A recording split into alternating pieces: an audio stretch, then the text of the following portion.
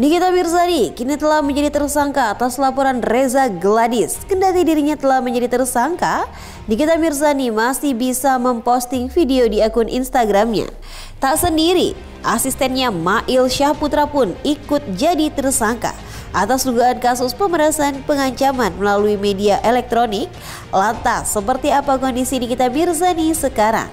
Sudah siapkah Nikita membuktikan jika dirinya benar-benar tidak bersalah? Kembali lagi di program terupdate dan terpercaya yang mengupas informasi kehidupan selebritas tanah air hanya di Next Update.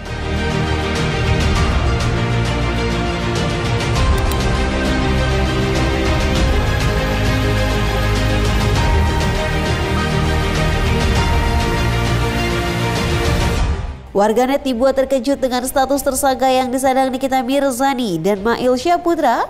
Bagaimana tidak, Nikita Mirzani memang begitu lantang memberikan statementnya tentang perskincarean di Indonesia.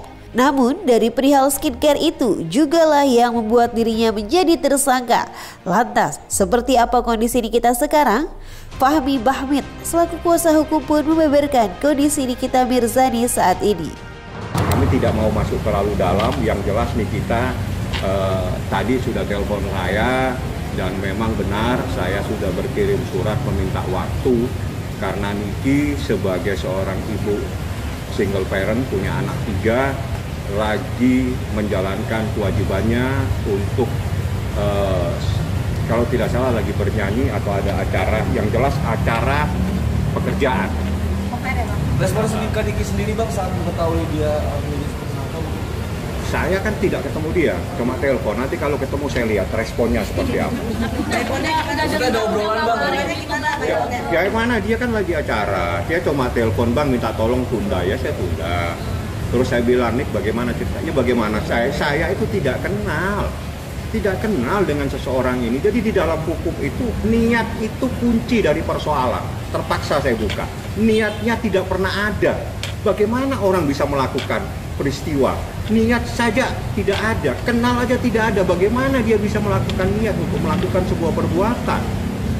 Karena niat itu adalah kunci dari sebuah perbuatan pidana. Saya buka saja sekarang.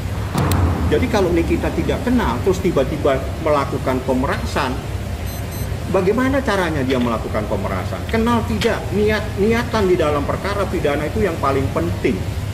Itu namanya mens areanya paling penting. Tidak punya niat.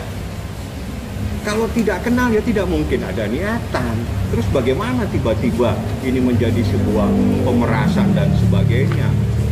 Yang kedua, ini kan ada persoalan yang lebih penting dari masalah ini adalah ada sesuatu, dan itu apabila menurut beberapa, nanti biarlah itu dari BP POM atau apa, kalau ini adalah sesuatu yang berbahaya, itu kan terkait dengan masyarakat yang ada di Republik ini, dan itu masyarakat juga harus diselamatkan.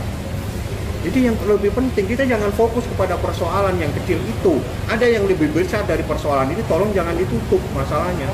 Itu saja yang saya ingin sampaikan. Lalu bagaimana tanggapan Fahmi Bahmid selaku kuasa hukum Nikita tentang dugaan pencucian uang yang dilakukan Ibu Laura Mezani itu? Yang saya sampaikan itu menjelaskan apa yang terjadi. Hukum itu ada sebab akibat, ada asal mulanya. Asal mulanya dari mana? Niki tidak kenal, Mail tidak kenal, tapi mereka yang memulai menghubungi. Oke? Mereka yang menghubungi, mereka yang meminta sesuatu. Setelah itu komunikasinya dengan Mail. Niki tidak tahu apa-apa, tidak pernah dia. Gitu. Jadi kita mencoba untuk meluruskan semua. Jadi kalau orang lapor itu silakan lapor, gitu. Tapi semua itu kan nanti pada akhirnya itu bagaimana ini peristiwa yang sebenarnya. Semakin melebar dan panjang memang kasus skincare yang terjadi di tanah air ini. Lantas, seperti apa tanggapan dokter detektif melihat Nikita Mirzani yang menjadi tersangka, di mana beberapa waktu lalu Nikita dan Doktif memiliki satu suara untuk memberikan informasi sekaligus edukasi yang baik dan benar perihal skincare yang beredar di pasaran. Sebenarnya sih dari apa yang sudah Pak Ade Arya sampaikan itu sebenarnya sudah cukup membantah sih apa yang masyarakat pikirkan selama ini, Dok. Itu sebenarnya sudah cukup clue bahwa apa sih yang selama ini beredar di masyarakat tuh buktinya dokter kok nggak ikut. Nah dari situ aja kan seharusnya sudah kalian bisa lihat ya dok ya. Jadi kalau dokter itu nggak mau yang namanya mengklarifikasi A, B, C, nggak akan ada kelarnya. Yang ada nanti digoreng lagi opininya digoreng. Kita lihat aja. Ya, begitupun dengan tersangkanya siapa NM sama IM. Itu pun nanti mereka akan membuktikan juga di pengadilan. Gitu. Jadi kita juga jangan ngejudge, oh NM pasti salah, ini masih ada yang namanya ruang pengadilan. Seperti itu. Lalu bagaimana tanggapan Doktif jika dirinya kelak terseret dengan kasus yang membuat Nikita menjadi tersangka? Jadi sesuatu yang tidak ada, digiring benar-benar ada, jadi masyarakat ini dibuat benar-benar percaya. Gitu. Padahal sebenarnya nggak ada, bahkan kan Pak Ade Ari sendiri tidak menyebutkan adanya Doktif di situ. Gitu loh, ya kan? Berarti Doktif nggak merasa sindikat ya, sindikat kekerasan nggak merasa di dalam ada situ ya? Tidak, jadi Doktif itu kenal dengan Nikita, itu pun dikenalkan dari SS. Kok bisa SS bilang bahwa Doktif ini sudah kenal lama?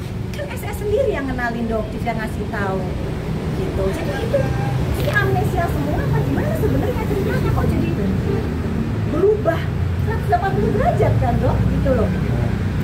Jadi kalau Doktif tunjuk ini semua chatnya kaget semua loh. Oh bisa begini ceritanya ternyata. Ya itulah. Berarti bukan dikenalkan dari Dokter Oki ya, malah dikenalkan dari Cela Soki. SS. Jadi ya itu makanya Dokter dan ada pun chatnya juga ada. Boleh enggak dok nomornya Doktif dikasih tahu ke Ami Niki? Ya silakan. Terus dari mana yang namanya tudingan-tudingan seperti itu yang sekarang beredar di masyarakat?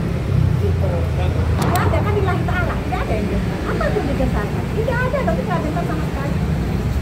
Selama apa yang Dokter sampaikan itu adalah fakta by data, insya Allah ya Dokter kalau saja mengingatkan. Gak takut. Kematian di, kan Dokter bilang kematian di depan bencana aja Dokter hadapin, apalagi cuma ngadepin cacian, makian, gosip opini, itu levelnya masih jauh di bawah. Berarti yang selama ini Dokter sampaikan ngomong-ngomong Dokter ini berdasarkan fakta by data, bukan sekedar asal ngomong gitu ya? Itu apalagi yang hasil lab seperti itu memang hasil dan pabriknya pun mengakui, ahlinya pun mengakui. Kan dari SS sendiri mengakui produknya overclaim. Ya kan masih ingat kan, emang produknya saya kan overclaim. Nah itu yang ngomong itu siapa? Ya kan? Memang mengakui. Gitu. Jadi apalagi yang mau dibantahkan, hasilnya itu yang memang fakta sebenarnya. Cuman ada yang mau legowo terima atau mau blokir.